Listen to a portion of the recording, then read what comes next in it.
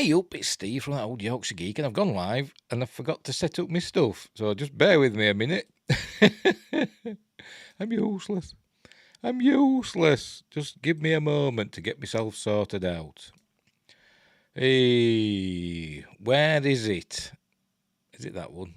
No, it's not that one. All right, where are you then? Where are you? I'm going to have to get out of that. I have to start again. Oh, the wonders of live streaming and not being prepared. Where is it? Where is it? It must be that one. No, it isn't that one. No, that's the wrong one. So where's the one? It's there. Look, why didn't you appear before? Hey, what a day. Right. Hey up. I'm here. And I'm doing an impromptu live stream with some news that I've just learned about today and didn't cover in my news, my pre-recorded news thing earlier on. So, let us have an introduction video and then we'll get on with it, shall we?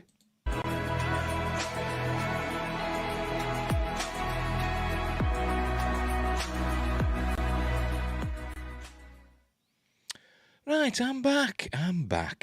Are we live? Are we going? Yes, we are. I just thought I'd better make sure, because it's a while since I've done one of these live ones. I done my appointment with Fear on Friday, which I'll be doing tomorrow. I don't usually do them live, 9 times out of 10. And tomorrow we're doing The Gate from 1987. Great film, love that. So look forward to that if you enjoy my appointment with Fears. But anyway, some news stuff. Let's have a look at some news stuff. What we got going on. Right, there we go. Right, first up, you know who that is. That's Alita, isn't it? From that film. Alita Battle Angel sequel gets a promising update. Avatar The Way of Water producer John Landau offers a promising update on the sequel to 2019's Alita Battle Angel with director Robert Rodriguez. Remember, that was produced by James Cameron as well, wasn't it? And John Landau. And it were okay. That's all I really remember about it. I quite liked it and it were okay. But don't ask me the names of any of the actors in it or any of the characters, apart from Alita. Because I won't be able to remember. I do remember it ended on a cliffhanger though, didn't it? Anyway, there may still be hope for a sequel to Alita Battle Angel. While speaking to Deadline at the premiere of James Cameron's Avatar The Way of Water, which is getting good reviews, by the way, producer John Landau stated that he was discussing a potential sequel to 2019's Alita Battle Angel with director Robert Rodriguez. There's a little film called Alita Battle Angel that we'd love to circle back and do a sequel to. I'm talking to Robert about that, and hopefully that comes to fruition, he said. I never put a time frame on anything, because you guys will hold it against me. But they did end it on a bloody cliffhanger, didn't they? Because she looked up, she had to go to that, there's like that hovering thing, isn't there? I can't really remember what happened, but I know there was a thing hovering, like a city with all the elites on, and she had to go there for some reason. And they left it hanging there, didn't they? Both literally and figuratively.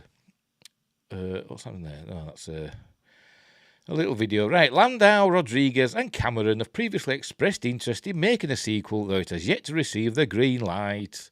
In 2019, Landau encouraged fans to pressure Disney into greenlighting a sequel to Alita Battle Angel, following the company's acquisition of 20th Century Fox. What I think the Alita Army should do is keep peppering our family now at Disney and let them know how important it is to have another Alita movie, and hopefully we'll venture there one day, he said at the time. However, by the way, this is on, I don't know what it's on, cbr.com. I've put the links in the description of a few of these stories. I'm going to do like some random ones. I've got a sci-fi news Google window up, so we'll do some random ones after these main ones. So that's down there in the description. And don't forget, like and subscribe, share the videos. If you appear, there's nobody watching yet, obviously. But drop a comment if you're watching the replay. And all that stuff. Where's the? There we go. Hang on. Let's get this on. Let's get this on. Is that going to work? Oh, there we go. A like thing has appeared. Look, there we go. That's nice, isn't it? We do the subscribe one as well.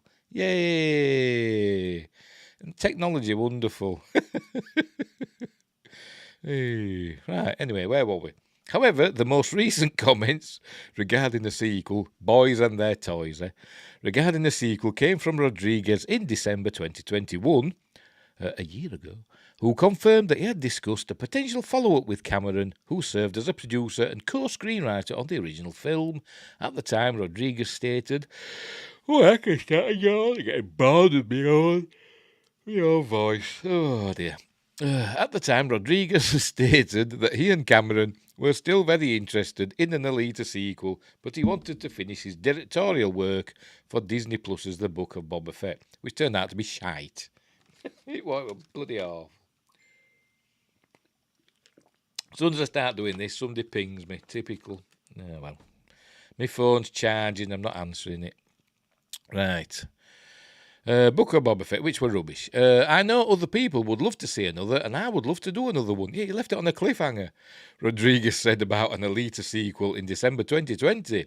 As far as where it will go or how it will be made, I think streaming has opened up many opportunities such as sequels. It's already a pre-sold concept. It's already got a built-in audience that wants to see it. Yeah, because you left it on the cliffhanger. And then it's delivered to them in a way that's the easiest for them to consume. So it's not a bad idea. Co-written by Cameron and Alita Kalogridis, Alita Battle Angel premiered in February 2019 and was based on the Japanese manga series Battle Angel Alita, created by Yukito Kishiro. Starring Rosa Salazar, through performance capture animation, Alita follows the titular cyborg who, after waking up in a new body, with no memories of her past, attempts to navigate her new life and uncover her destiny.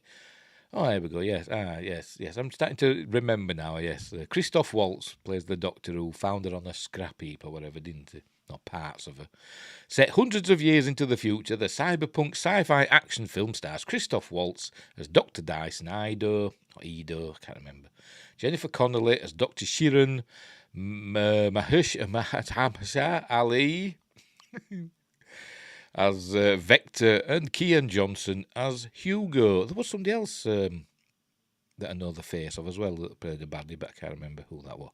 While the film received mixed reviews from critics, it became Rodriguez's most successful film to date, grossing $405 million at the global box office. Alita Battle Angel was the last film released by 20th Century Fox before 21st Century Fox was acquired by Disney. Well, there you go. I didn't know that. So there you go. So that's that one. So they may be doing an Alita sequel, but we'll see. Never say never these days, because you never know. You never know what they're going to make, do you? I mean, they've done a Top Gun sequel, haven't they, after, God knows, 30-odd years. So you never know. You never know. Right, next up. Adam Driver, reportedly set to make shocking Star Wars comeback, and there he is, as Kylo Ren. Right, despite the fact, I'm going again. Despite the fact that the Star Wars franchise's movie slate has been plagued with severe delays, several delays and cancellations, things are still looking quite promising for the beloved science fiction epic, especially after news surfaced that the next big screen outing is already in the works. Is it though? I don't know. Because they just say anything these days, don't they? Kathleen Kennedy. I mean, she's been told off by her Disney bosses, apparently, for just announcing stuff. But anyway.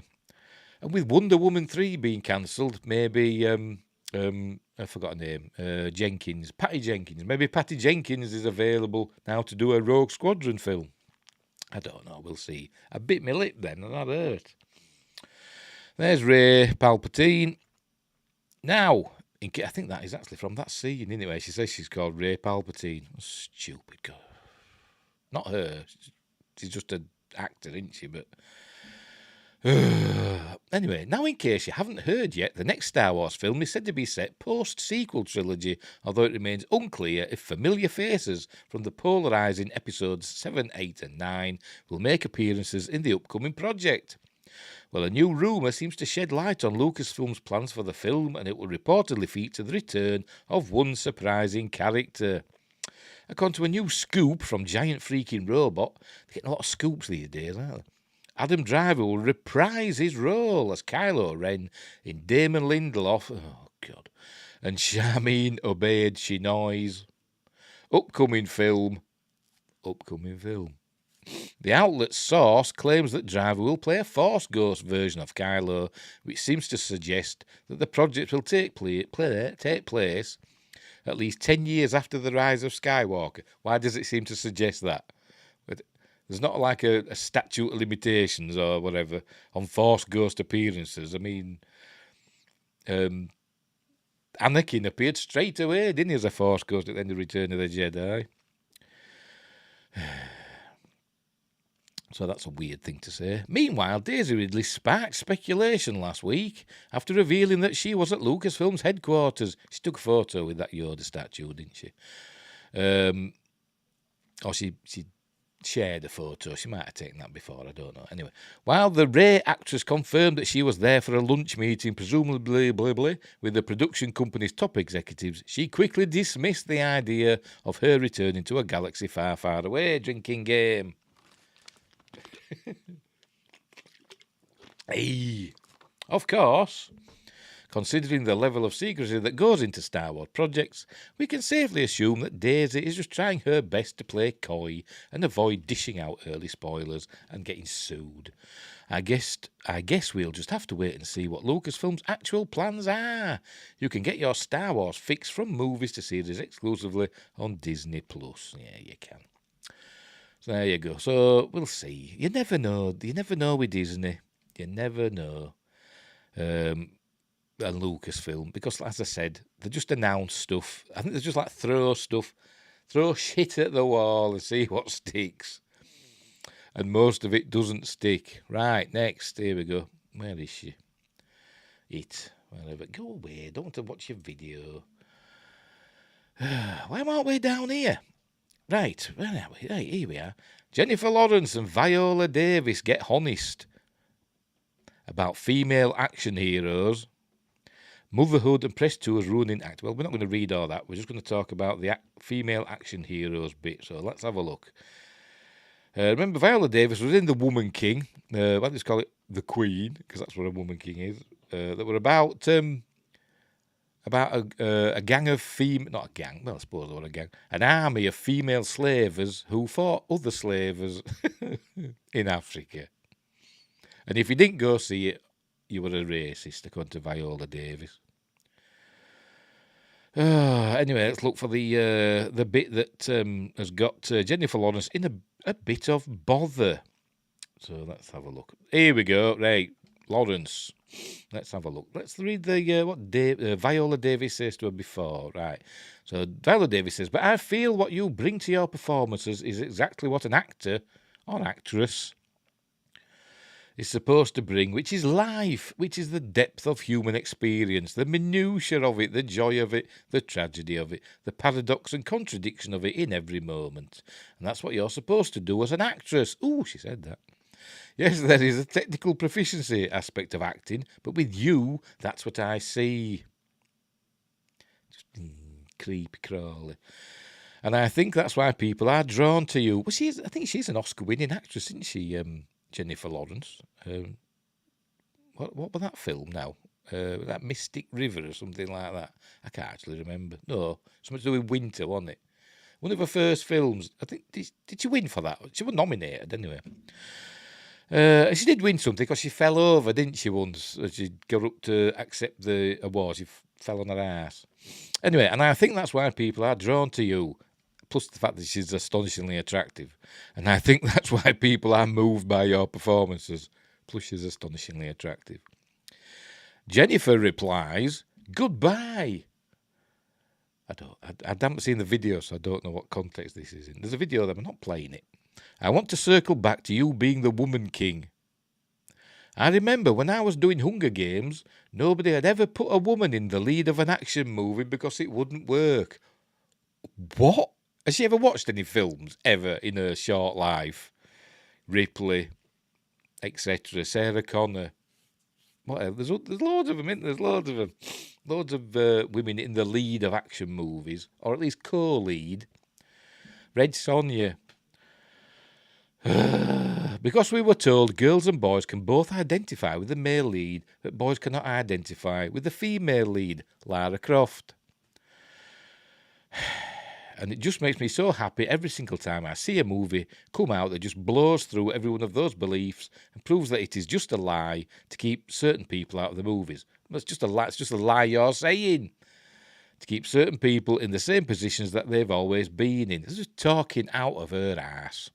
A very shapely and attractive ass, but she's talking out of it, isn't she? But how do you feel when you're doing the bigger tentpole movies? When I was doing... Well, she didn't care, did she? She just phoned them in, didn't she? When I was doing X-Men, it's hard not to have that perception of the movie that's like, oh, well, it's just one of those. There you go. Especially when you're painted blue with scales on your face. If you start thinking, I look ridiculous, I feel ridiculous, there's no way to go. That's why she just phoned them in, didn't she? Particularly the later ones. Yeah, I'll not bother reading the rest. The link's in the description. It's talking out of a bum. There hasn't been a female lead in action films before Hunger Games. Is that an action film? Do you know what? I've seen it once, the first one, and it were okay, I think. But I can't really remember a lot about that one. And I haven't seen any of the others. So that's how much I thought of it. I thought, shall I watch the others? And I thought, nah, I've got other things to do. So that was the first, she was the first action hero, was she? Unbelievable. Unbelievable. Let's move on, because that's going to get me angry. Right, Joseph Maul replaced as Adar in The Rings of Power Season 2. The first season of Lord of the Rings of Power, was a hit for Amazon. No, it wasn't. Even as it received mixed reactions among fans of J.R. Tolkien, Amazon is forging ahead with Season 2 and just announced a new crop of actors. Do you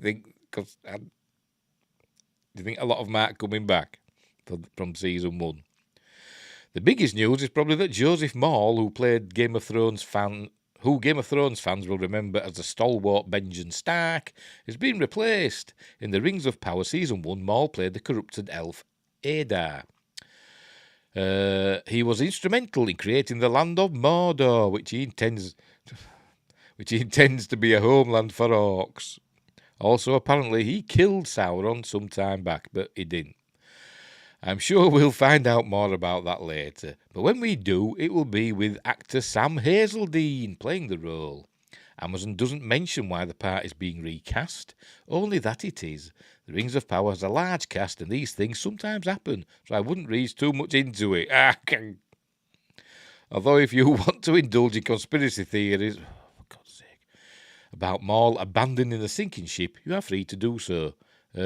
Update, Maul later tweeted about why he was leaving the role. Right, here we go. I love my time exploring Middle-earth and diving into Tolkien's mythology. I'm so honoured that the character was liked. He cared deeply about telling you his story. Though as an actor, it remains my wish, my job description, to explore new characters and worlds. Wishing all the best to the cast and crew for Season 2. I'll be cheering you on from the sidelines. There you go. Explore new characters. It remains his wish and job description to explore new characters. So he left. He wasn't replaced. He left, in my opinion. He didn't want to play it anymore. He probably saw how badly Rings of Power received. But I actually didn't hate it. I didn't really like it either, but I didn't despise it. I didn't find it unwatchable. I thought it was funny in places. I give it, middling reviews, 5 out of 10 and stuff like that. For the season as a whole, I'd give it like a 4 or a 5 out of 10. So it's like, depressingly average. Anyway, Amazon also included headshots of the new actors. Here's Hazeldine, who certainly looks grim enough to play an orc leader. There he is. Looks nothing like Joseph Maul. There are several other newcomers as well, although we don't know who they're playing. Take a look. That's Gabriel Aquadagile. Do you think he's going to be the new Arondir? I don't know. There's another one. Yasin Zaitz Atua. Ben Daniels. Oh, no, him. I've seen him in stuff. I think he was in that Exorcist series, wasn't he? Amelia Kenworthy. She got big eyes, big blue eyes. Do you reckon she's going to be an elf? I bet she is. Nia Towel. So it's all, there you go. So it's all diverse and stuff, and whatever. Nicholas Woodson. He's got a face that looks familiar. I've probably seen him in some stuff. I bet he's been in Casualty. Or The Bill.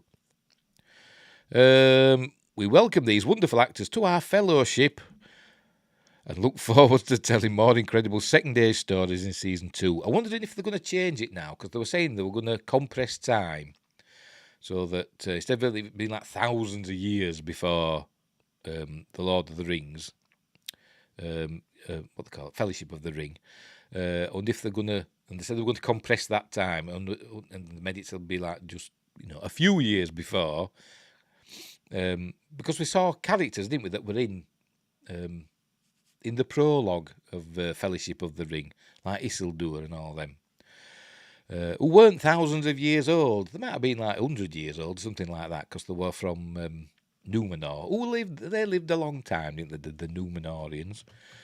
But it wasn't thousands. They weren't thousands of years old like the elves.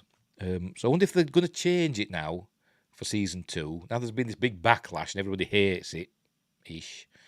I wonder if they're going to stretch it out again and move the story on and say, like, so many thousand years have passed and now we're that bit closer to Fellowship of the Ring. I wonder if that's what they're going to do. They're going to say, oh, the Isildur and the others that we saw, that those names, they were different. They just happened to have the same name. And it were a different what's the face, Galadriel. It wasn't Galadriel from the Lord of the Rings. It were a different one. Of course, I'm sure there's more than one Steve in the world, isn't there? Anyway, so Joseph Maule's left. He wasn't replaced, although he has been replaced because he's left.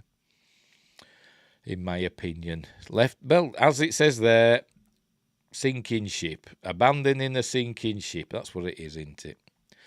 But they're stuck with it, and they've got to carry on, haven't they? Because they've, a lot of money's gone into it. Right, so that's them. That's the main stories. I know I've gone through them quickly because, they were just boring, weren't they? So let's see if anything else has happened. Right, this is my sci-fi news from Google. Sorted by date. Anything interesting? I bet there's nothing. I haven't even seen The Peripheral. The Peripheral ending explained. What happens to Flynn? I don't know because I haven't seen it. That's on Amazon, isn't it? Is it good? I don't know. 1899, surprising finale of Netflix sci-fi show explained. I've not seen that either. And I've heard some people say it's really good and some people say it isn't. So I don't know what to think about that. Same with Wednesday. Not the series on Netflix, Wednesday Addams. I've not seen that either. My son's seen it and says it's good. But I've heard the ending's rubbish. So I don't know whether to watch it or not if the ending's rubbish. Let's have a look. Conversely, the review of the sci-fi series on Prime Video. What's that? What does that say? Inverso? I don't know. I've no idea. Kindred review. Never heard of it. That's a new FX series. Oh, no. I don't have FX. 8 Star Wars stories that cross into sci-fi horror. Well, that'll be from the expanded universe, I imagine, won't it? Let's have a look. See what it says. We're on Game Rant. Right, Star Wars is arguably among the biggest... Oh, for God's sake. Among the biggest pop culture franchises in history. The world building is exquisite and extensive. It used to be. And has influenced science fiction massively over the years. There's a lot of media to consume. Movies, TV shows, anime, video games and comics. And books. Don't forget the books. For the most part, Star Wars remains a family-friendly franchise. Oh, crikey, that was a family-friendly franchise with a message of hope and the triumph of good over evil. However, there are a few moments throughout the franchise the themes and visuals veer into sci-fi horror category. These moments also tend to stand out as some of the most iconic and memorable moments in the franchise. By scaring viewers, these scenes emphasise danger and raise the stakes for the characters. Right, 9 out of 9. Vader appears, Jedi Fallen Order. I know, I've got it, but I've never finished that game. I got so far, and I'm rubbish at games, and I got stuck, and I'm actually lost. I don't know where I'm supposed to go. I'm Gary. I'm from Nerdrotics. I'm stuck in that room in The Witcher. I'm like that on that Jedi Fallen Order. I've no idea what I'm supposed to do. So I'm stuck on that because I'm rubbish. Right, towards the very end of the video game, Star Wars Jedi Fallen Order, the player battles the second sister, a Sith Inquisitor working for Darth Vader, and hunting down the remnants of the Jedi Order. After the battle, an emotionally charged exchange takes place between the downed Inquisitor and, I don't know how you pronounce that, that's Sia Junda, I have no idea, her former master. It is during this moment when Vader appears and kills the second sister. It's almost a jump scare, which is a classic horror element. I don't know, I'll have to watch it on YouTube, so it'll be on YouTube, there'll be a playthrough, won't there? Right from the moment he appears, the second sister appears horrified. The expression on her face is enough to leave a lasting impression on players as to just how terrifying Vader can be. If that isn't enough, he instantly dispatches Sia Junda, and the only option the player is left with is to run away from him, which I would. Number 8. Luke finds Owen and Beru's remains. Yeah, it's for kids. It's for kids, this Star Wars. Look at that. Burnt corpses. Skeletons, pardon me, with all burnt flesh hanging off them. Of course, we know how that happens. That stormtrooper went to their toilet, and Beru had put all candles and stuff in the bathroom, and presumably scented candles. And of course, the stormtrooper knocked him over and set the house on fire, and that's the upshot of it. That were on Robot Chicken anyway, that's what it said, and, that's canon, isn't it? The very first Star Wars film, A New Hope, Star Wars, is largely remembered as a film that made viewers feel hopeful about its protagonists. However, it delivers one of the most harrowing moments in the franchise, leaving viewers in a state of shock and dread. When Luke learns that the Empire is looking for his droids, he returns home in a hurry, realising his adoptive parents, Uncle Owen and Aunt Beru, could be in danger. When he reaches home, he's greeted to one of the most heartbreaking sights in the series, a burnt house with Owen and Beru's charred corpses at its entrance. The body horror here is startling and grotesque, but also tragic. And Luke don't give a toss. He looks away, then immediately drives back to Ben, who's got 3PO picking up the dead Jawas and burning them.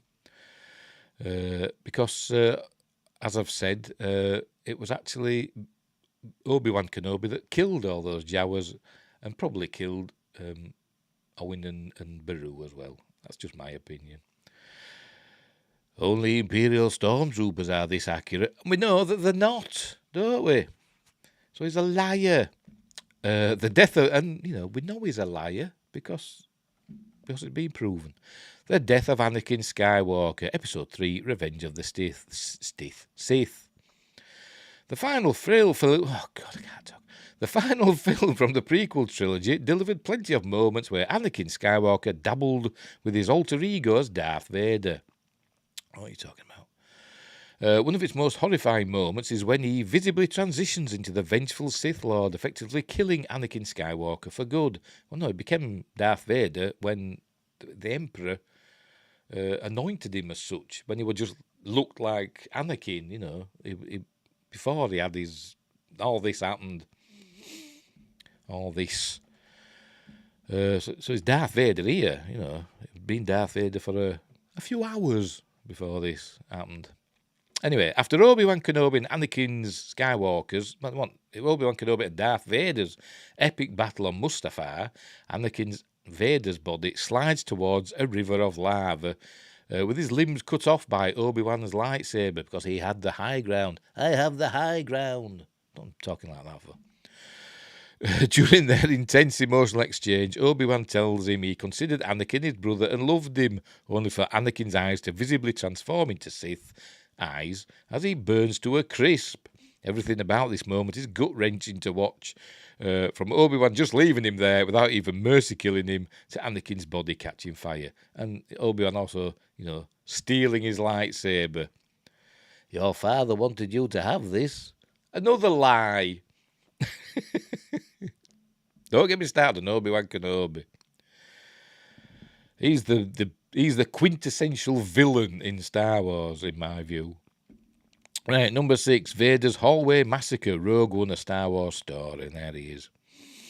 In Rogue One, a Star Wars story, I wouldn't call it horror though, one of the most talked about scenes from the film is also one of the franchise's most terrifying moments. The film is unanimously regarded as one of the best Star Wars films to release in the modern era. It's actually my favourite Star Wars film, full stop.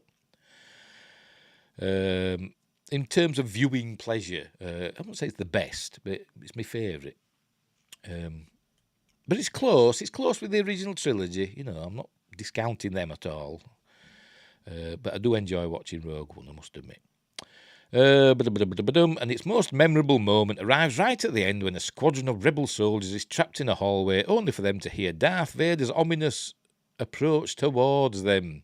The entire vibe from this scene is picked up straight from a horror movie. The soldiers have terrified expressions on their faces and let out screams of fear. The scene lights up a bloody red as Vader activates his lightsaber and proceeds to slaughter every single one of them. And I've got an autograph of one of those rebel soldiers, played by Chris Nolan.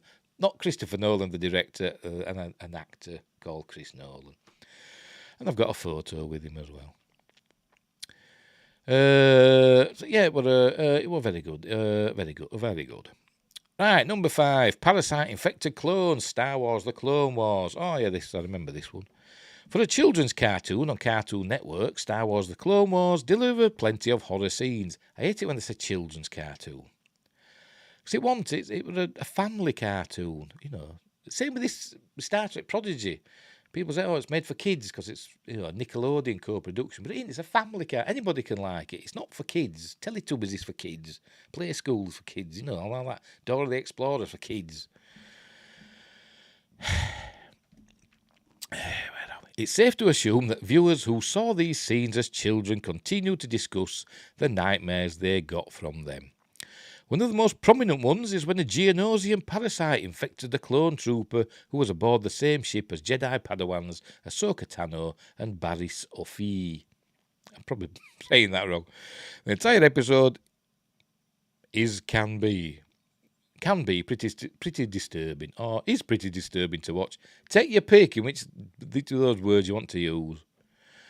Can be pretty disturbing to watch the worm-like creatures enter the clones on the ship and transform them into a zombie-like state. Zombies and parasites are both classic horror devices, and the episode uses them to terrify the kids watching.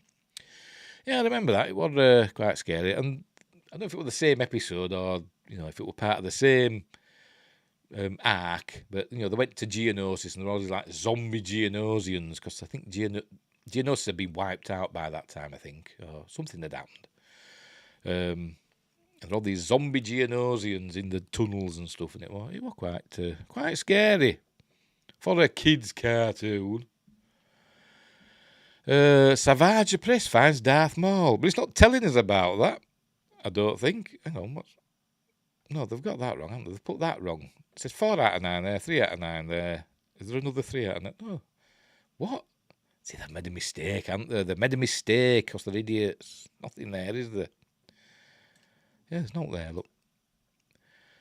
They thought, we couldn't think of 9, so we'll just have 3 and 4 joined together. Unless it explains it here. Anyway, there's Savage Press, brother of Darth Maul. Another brutally terrifying scene from Star Wars The Clone Wars is when Savage Press, a Zabrak warrior created by the Night Sisters, is tasked to find Darth Maul. Is it Savage Press that's his brother, or is it another one? Anyway, Darth Maul was introduced in Star Wars Episode 1, The Phantom Menace, and casual Star Wars fans will remember him from that film. However, The Clone Wars cartoon expanded on his character arc masterfully and turned him into more than just a scary Sith grunt. In the scene where Savage discovers where Maul is, Savage, exploring the tunnel caves of Lotho Minor, throughout this scene he's stalked by a terrifyingly large arachnid, a creature straight out of a horror film. It is later revealed that this creature was Maul, whose lower body is now that of a large spider, and his mind has been broken. Yeah, I won't say it was horrific, though, I don't like that. It were alright. And then he got himself proper legs, didn't he? Biped legs, for when he went looking for Obi-Wan. Kenobi! But I think Savage Press was his brother, wasn't he? I'm sure he was. Anyway, right. Luke's vision on Dagobah, Episode 5, Empire Strikes Back, and there we go. Went into the cave. Remember your failure at the cave. In Episode 5, The Empire Strikes Back, Master Yoda is concerned Luke has some darkness in him and sends him into a mysterious cave on Dagobah. Your weapons. Need them you will not. I think he just says you will not need them, doesn't he? Anyway, according to Yoda, Luke must confront the darkness within him. He must purge it from himself in order to be prepared to face Darth Vader and Darth Sidious. Although we didn't know it was Darth Sidious at the time, it was just the Emperor. When Luke enters the cave, it feeds him a terrifying vision in which he's ambushed by Darth Vader and beheads him. When the face underneath Vader's helmet is revealed, it turns out to be Luke's own face, foreshadowing his lineage and relation to Darth Vader. Yeah, it was a good scene with that. And finally, Darth Vader's transformation, Episode 3, Revenge of the Sith. This is just Frankenstein, isn't it? This is what it's like. Regardless of what people say about the prequel trilogy and Revenge of the Sith, there's no denying that it handled Darth Vader's origin story masterfully. It was alright. The no bit. The film ends with a bone-chilling sequence of Anakin Skywalker's burnt body being transformed into the iconic Darth Vader suit. So I'm just thinking of Robot Chicken again, because you can't watch, if you've seen Robot Chicken Star Wars, you can't watch any of the Star Wars things without thinking of that. And I'm just thinking of Palpatine saying to him, it must smell like burnt bacon in there. Anyway, after he's left to burn to death on Mustafar, Anakin Skywalker turns out to survive being burnt to a crisp by the lava river. Emperor Palpatine and his forces recover his body. The film goes on to show the world an excruciatingly painful transformation scene where Anakin's deformed body is turned into the iconic Darth Vader suit. The aspects of body horror emphasise just how tortured Vader's existence truly is. There you go. I wonder what the missing one was. Because they've only done 8, haven't they? Because they went from 4 to 3. They buggered that up. They couldn't think of anything. That's what it is. They'd committed themselves to 9. Very interesting. Very interesting. Let's move on. Mickey 17. Don't care.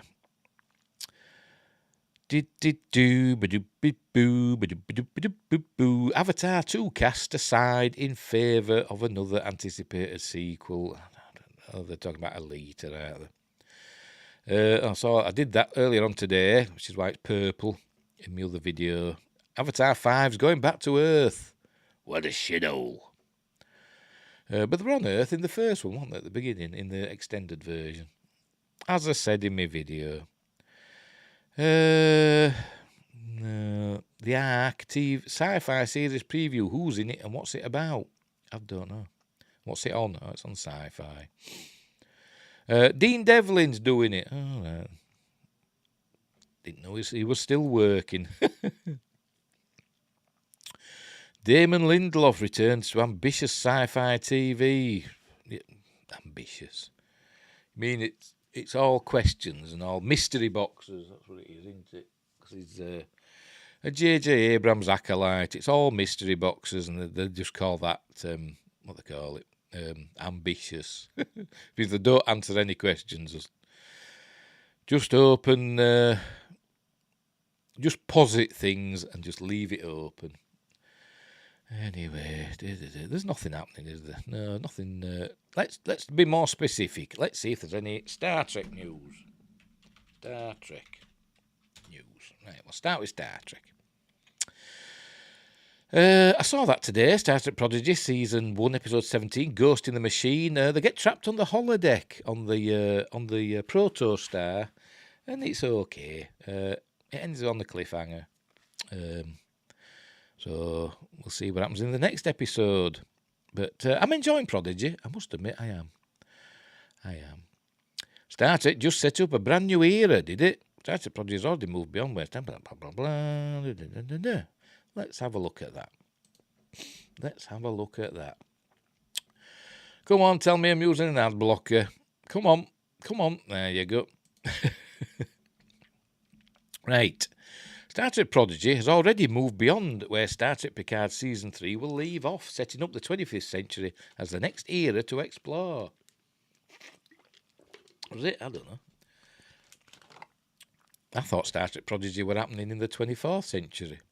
Sort of like between Next Generation and Picard. That's where I thought it was set.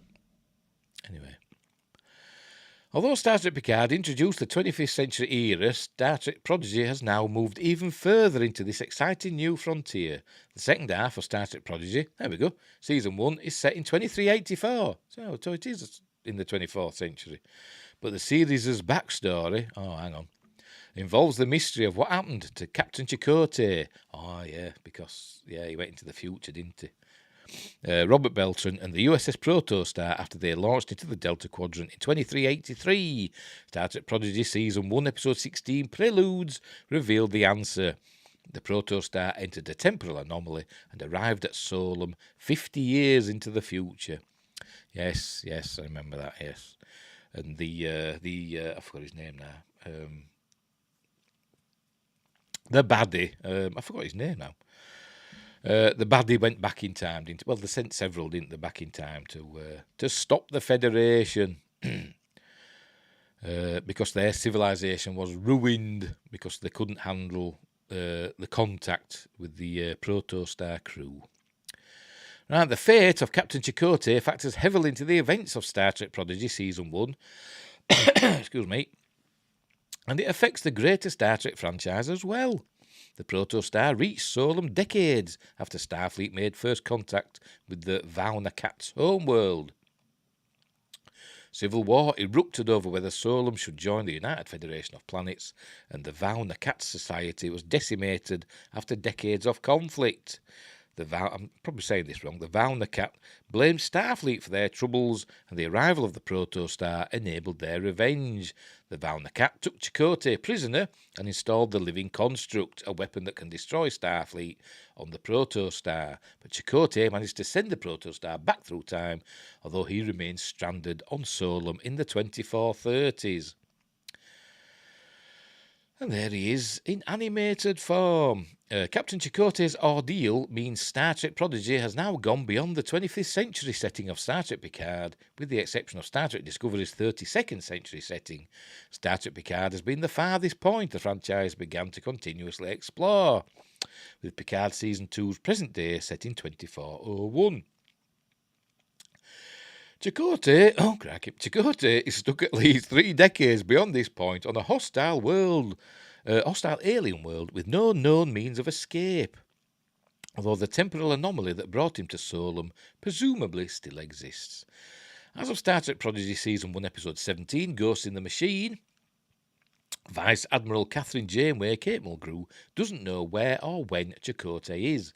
Her mission aboard the USS Dauntless, I still don't understand why they're using that, was to find Chakotay, excuse me, and she presumed that he was still captain of the Protostar. Janeway had just unlocked some answers that the teenagers who currently crew the Protostar are the unwanted child slaves who escaped Tars Lamora and the grip of the Diviner. Unfortunately, the Diviner and his conspirator, Ensign Essentia, Jamil, I didn't know it were her, who you may know as Titania, they probably named Titania in She-Hulk, knocked out Janeway and took her prisoner. Did they? Oh, yeah, they did, yeah, because she walked in on them, didn't she? Yeah. Paramount Plus's Star Trek series takes place in multiple eras. Star Trek Strange New Worlds is in the mid-23rd century. Star Trek Lower Decks and Star Trek Prodigy both take place in the 2380s. I hate Lower Decks, I keep saying that. Star Trek Picard happens at the dawn of the 25th century. And Buck Rogers is going to appear in about 90 years, isn't it? Something like that. And Star Trek Discovery is hundreds of years in the future during the late 32nd century. However, in order to rescue Captain Chakotay and his crew, Admiral Janeway, if and when she finally finds out what happens to him, will need to time travel into the 25th century, and this is an exciting prospect for Star Trek. By the way, I hate that Discovery's in the 32nd century. Why so far? Because it'd be like, as I keep saying this, it'd be like taking a Viking longboat, bringing a Viking longboat now and putting it part of the Royal Navy, sticking a cannon on it and saying, there you go, you're upgraded. The 25th century still continues the familiar but evolved iconography introduced by Star Trek The Next Generation. Most Star Trek fans consider the TNG era to be Star Trek's present day, with Strange New Worlds as a prequel and Discovery as an outlier in the distant future. It's just rubbish, it's Discovery. Star Trek Prodigy planting the flag in the 25th century means the animated series can now create new canon to progress the TNG era decades after Star Trek Picard ends. It promises an exciting glimpse of what Starfleet and the Federation will look like in the 25th century, but first Admiral Janeway has to find out the truth about Captain Chakotay, who's waiting to be rescued in Star Trek Prodigy's future. Very good. By the way, there is a rumour that Paramount are thinking to sell Star Trek. Let me type that in and see if I can find it. I saw it on SciTrek. Jay of SciTrek had a video about this, but I haven't had a chance to watch it yet. I just saw the headline. So let's have a look. Paramount selling Star Trek. Let's see what it says. There's nothing there in the news, is there? Let's go to all. That's Jay's video there. Star Trek franchise to be sold to save Paramount. So is it one of his scoops? I don't know. Why does CBS license Star Trek to Paramount? Well, yeah, it'd be CBS selling Star Trek, not Paramount, wouldn't it? I don't know. I don't know where. I'll have to watch his video. I'll put the link to his video. Not me cat. It is. That's Princess coming, opening the door behind me. I'll put the link to Jay's video, and then you can look at that and see what he's got to say. It says here, this is one of the stranger rumours I've heard, and it weirdly makes sense, but could the Star Trek franchise really be about to be sold or something? I don't know. So you'll have to check that out. I will open the link to that. In fact, I'll play a bit of it. Could Paramount really sell the Star Trek franchise to a competitor? It might not be as ridiculous as it sounds, and it might actually already be happening. Welcome to SciTrek, your sci-fi TV and movie channel.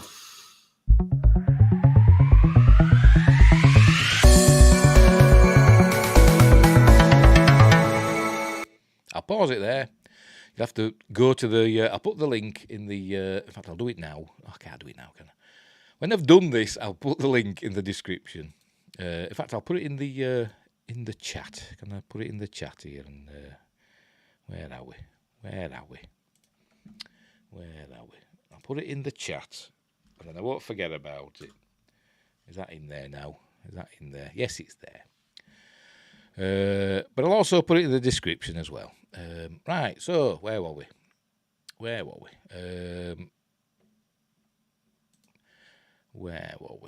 Let's try some Star Wars news. See if there's anything happening there. I bet there ain't. I bet there isn't. Why can't you see any of the Wookiees' faces at the end of the Star Wars holiday special? What? You mean the 78 one? Why can't you see the Wookiees' faces? I thought you could. You couldn't see the bodies because they decided to put them in like these robes. You only saw the faces, didn't you? I don't know. But the Star Wars Holiday Special is, you've got to watch it. If you're a Star Wars fan, you've got to watch it. It's mental. Acolyte set photos reveal first look at Lee Jung-jae and Daphne Keen's characters. Right, let's have a look at this one. This is from StarWarsNewsNet.com. There we go. Filming.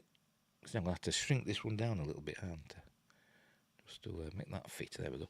Filming for the Acolyte, Leslie, who spells her name stupidly, Headland's upcoming live-action Star Wars series began in early November in the UK. 1 month later, the first photos from the set leaked via the Daily Mail. Their story claimed to have spotted Lee Jung-jae, Daphne Keen, Dean Charles Chapman, and a few other characters and alien species in costume. Possible spoilers ahead for the Acolyte. So if you don't want any spoilers, bugger off. First, we have Lee Jung-jae wearing Jedi robes in the woods. Remember, this is set like, is it 200 years or something before the prequel trilogy? Something like that. Something like that. In the woods, the Emmy Award-winning actor from Squid Game, is it him? Was reported to be playing the male lead in the series back in early September. From the looks of it, could be playing Amandla Stenberg's former Jedi Master. Here are 2 pictures of him. And there's one. Very good. And there's another one. Very good. Next, we have Daphne Keen. Daphne Keen... The little girl in Logan, was that Daphne Keen? I don't know.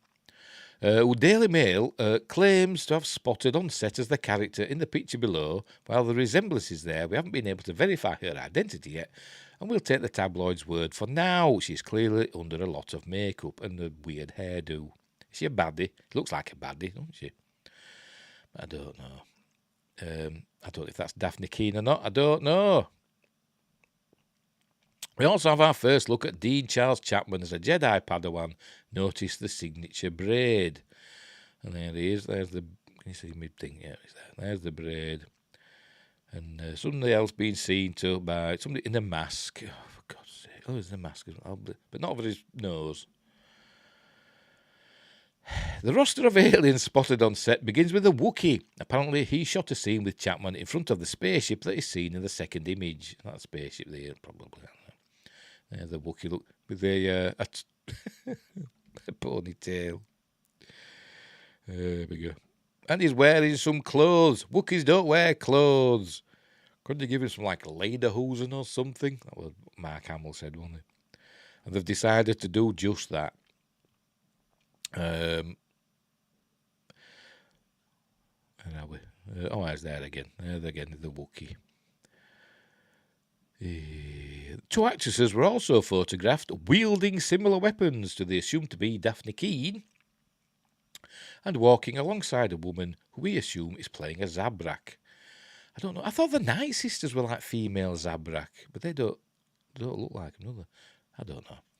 But there she is. Maybe she is. I don't know.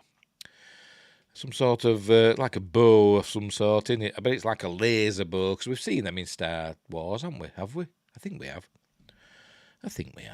There she is. There's another one. Oh, a ginger. You don't see many gingers about these days, do you? I bet she don't last long. There's that other one. That Zabrak that they're saying. As I said, I thought the Night Sisters were like the female versions of the Zabrak. But they didn't have the horns, did they? Anyway. And last and definitely least, we have a photo of what the Daily Mail calls a grass-covered speeder bike, though we don't know more details about it. Is it? I don't know. If you say so. If you say so. Anyway, plot details on the Acolyte are scarce at this point. Actress Daphne Keen recently said it will be a Sith-centric show, and according to the synopsis revealed by Lucasfilm, it will belong to the mystery thriller genre. It will be set 100 years before the events of the Phantom Menace. 100 years. In the final days of what is known as the High Republic. Here's the official premise. Yes, what they just said. The cast is led by blah, blah, blah, blah, blah. Right. I'm targeting an early 2024 release on Disney Plus. We'll see what it's like then. Oh, there you go. Very interesting. Let's move on. The Star Wars, and then some is the theme of it. Actor John Boyega returns to his roots, so he's not doing Star Wars. I don't think he'll go back to Star Wars unless they pay him a hell of a lot of money, which they could do.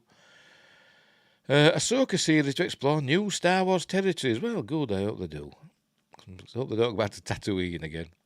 They haven't been so bad recently, have they? Going to new places, which is fine by me. But it'd be good to see, familiar planets every now and again, wouldn't it? Here we go. Ahsoka and Skeleton Crew Star Wars rumours. Is this, I don't know, LRM Online? I've never heard of them. Let's have a look, see what it says. Go away.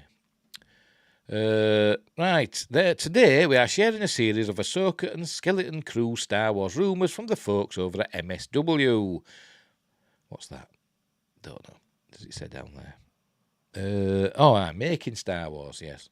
The outlet has a good hit rate for Star Wars leaks, though they give away a bit too much for my tastes at times. Who's my tastes? Campbell Clark. However, this is all very high level rather than getting into the nitty-gritty of plots. These rumours cover Ahsoka, Skeleton Crew and the overall future of this Mandoverse playing out on Disney+, though I'll do some speculation on that part. Right, Ahsoka. First of all, hang on, let's make that a little bit bigger.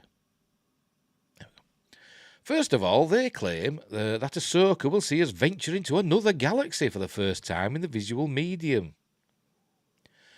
Apparently the Force is both viewed and used differently in this galaxy. The outlet also seems to hint that this could be a place of origin for the Night Sisters of Dathomir. Oh, there we go. And they think Ivana Sakno may be playing a Night Sister. Right, very good. As I said, I thought the Night Sisters were Zabrak, female Zabrak. Because Zabrak were from Dathomir, weren't they? Sure they were. Anyway. They're going to another galaxy. They're going to our galaxy because we know our galaxy is in Star Wars, canon, because we've seen ETs in Star Wars, haven't we? So we know, and the ETs have been to Earth, so we know that Earth is in Star Wars canon now. We also saw R2 on the underside of the alien space mothership on Close Encounters, didn't we? And we know that they've been back in time to ancient Egypt because we saw R2 and 3PO in where the lost Ark were kept. I know. This new galaxy is where Ezra Bridger and Thrawn ended up post-Rebels finale. Thrawn may be creating a new force for some purpose we don't yet know. Interestingly, Making Star Wars is also backing up the claim we made a long time ago that Lars Mikkelsen is indeed playing Grand Admiral Thrawn in live action. I think he did the voice, didn't he, in the animated thing. We've been waiting to see this for a while, as our initial story also had Mena Massoud as Ezra, and we all know that ended up being wrong. However, we've never heard anything to indicate Mikkelsen was wrong as well. I hope this is legit, as it's clearly something fans want to see. They also say, worryingly for me, that the world between worlds is a factor in Ahsoka. Eesh, please, no time travel ever again in Star Wars. They could fix the Disney films, the sequel trilogy. Anyway, according to the Skeleton Crew, according to the outlet, this new galaxy is also where Skeleton Crew will take place, given that we know much of that story revolves around children lost. One wonders if they are lost in this other galaxy. It's got to be like a nearby galaxy, hasn't it? I mean, why do another galaxy? Why not just do the unknown regions? I mean, could it be a satellite galaxy of the Star Wars galaxy? Like the Milky Way's got satellite galaxies, hasn't it? The Magellanic Clouds and Andromeda Galaxy's got satellite galaxies, so it could be one of them. I don't know. Anyway. Making Star Wars also heard, but could not confirm, that Ahsoka Tano may make an appearance in Skeleton Crew. I do think that seems a hard one to figure out if they are so far away and lost, but who knows? For now, though, that is unconfirmed, even by the source, so salt at the ready. It would seem that the pieces are being set in all these shows for a dramatic confrontation. Whether that confrontation is an all-out attack by Thrawn, or there is an as-yet unnamed third threat out there, is hard to say. Could they be doing this because in expanded Star Wars, there were an invasion, wasn't there? I think that was to do with Thrawn, wasn't it? I mean, were it in the Timothy Zahn books? I can't remember. There were an invasion, wasn't there? By some aliens from outside the galaxy. They're building up to that. Anyway, an unnamed third threat out there is hard to say. However, it seems like we can finally see a sort of trajectory of where some of these stories are headed. Could there be some sort of battle which weakens the Republic enough to allow the First Order to rise? It will be interesting to see. That sounded rubbish, didn't it? Where all this leads. Maybe we will start to see the end game as we get through Mando Season 3 and Ahsoka next year. And that's it. Leave your thoughts down below. There you go. Right, I will leave it there. I've been talking an hour now, so we'll leave it there. So, is that everything then? So get rid of that. So I've some stuff to add onto to the list. So I'll do that. Right, we'll leave it there. Let me get rid of that. Right. So, thank you for watching. We had one viewer pop in, I saw, and then disappeared almost immediately. Never mind. Maybe he popped in to get that link for Side Trek. Probably.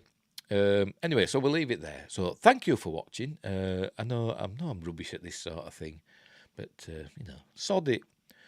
So, thanks for watching, and wherever you are in the universe, either our galaxy or the Star Wars galaxy or whatever the other galaxy is going to appear in Star Wars, look after each other. And until next time, I'll say this.